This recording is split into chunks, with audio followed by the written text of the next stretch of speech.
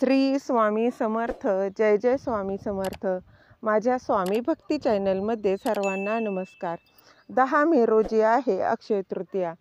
3.5 मुहूर्तांपैकी एक मुहूर्त म्हणजेच अक्षय तृतीया हा मुहूर्त आहे. या दिवशी आपण पितरांची देखील सेवा केली पाहिजे. त्यांच्यासाठी हा दिवस खूप खास आहे. तर त्याचबरोबर आपण श्री विष्णू व माता लक्ष्मीची या दिवशी पूजा करत असतो. त्याचबरोबर आपल्या पितरांसाठी, पितरांना सद्गती, त्यांना मुक्ती मिळण्यासाठी या दिवशी काही उपाय, काही सेवा नक्कीच कराव्यात. याचे फळ हे खूप अधिक मिळत असतं. त्यासाठी या दिवशी एक वस्तू कावळ्याला खाऊ घालायची आहे. तर ती कुठली वस्तू आहे ते मी या व्हिडिओत सांगणार आहे. तर त्याआधी ते जाणून घेण्याआधी तुम्ही माझ्या स्वामी भक्ती चॅनलला सबस्क्राईब नक्की करा. तर बघा, 10 मे रोजी आहे अक्षय तृतीया. तुमच्या कुंडलिकेत कितीही पितृदोष असेल, पितृदोष म्हणजेच काय तर बघा, कुटुंबात कधीही कितीही पैसा आला तरी समाधानी राहत नाही, पैसा टिकून राहत नाही, मुलं होण्याचा अनेकांना प्रॉब्लेम होत असतो. त्या कुटुंबात पितृदोष नक्की असतो. त्याचबरोबर सुख समाधान त्या घरात नांदत नसतं.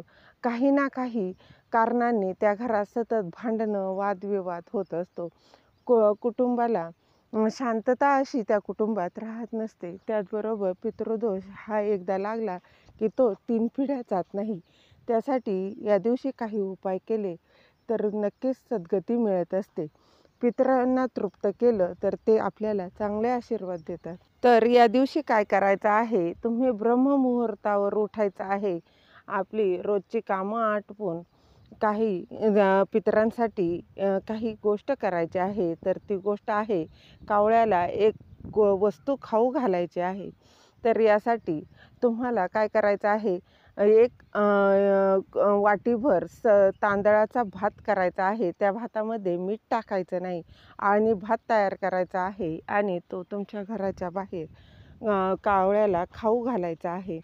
आणि तो कावळ्याला खाऊ घालताना त्याचबरोबर एका वाटीत तुम्हाला कावळ्याला पाणी देखील ठेवायचं आहे. त्या पाण्यामध्ये थोडीशी साखर म्हणजेच काय तर गोड पाणी करून ठेवायचं आहे. यामुळे पितरांना चांगले आशीर्वाद देतील व त्यांनी आशीर्वाद दिले तर आपले देखील पितृदोष नक्कीच कमी होणार आहे. त्यांचा आत्मतृप्त झाला. अनेक कुटुंबामध्ये असं होत असतं बघा, की माणूस कुठलाही व्यक्ती मृत्यू झाला की त्याचा पिंडदान व्यवस्थित झालं नाही किंवा पिंडदान करताच आलं नाही म्हणून राहून जातं आणि तिथे पितृदोष हा लागला जातो.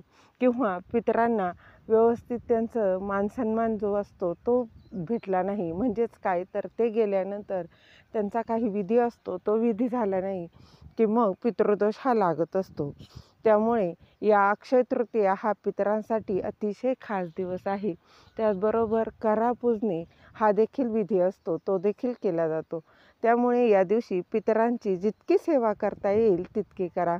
त्याचबरोबर करत असताना तुम्ही ओम पितृदेवाय नमः, ओम पितृदेवाय नमः या मंत्राचा जप देखील करायचा आहे. त्याचबरोबर तुम्हाला पितृअष्टकम जर येत असेल तर ते म्हटलं तर अतिशय उत्तम. ते देखील यासाठी खूप प्रभावी असं आहे.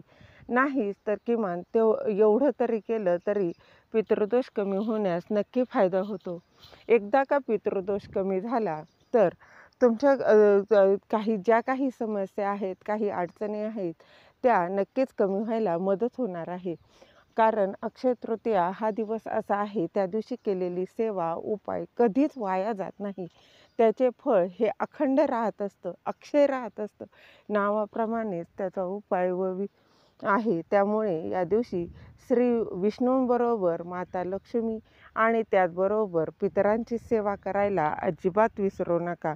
अतिशय खास असा हा दिवस आहे.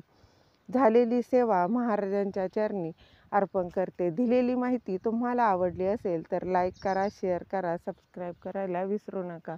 श्री स्वामी समर्थ. जय जय स्वामी समर्थ.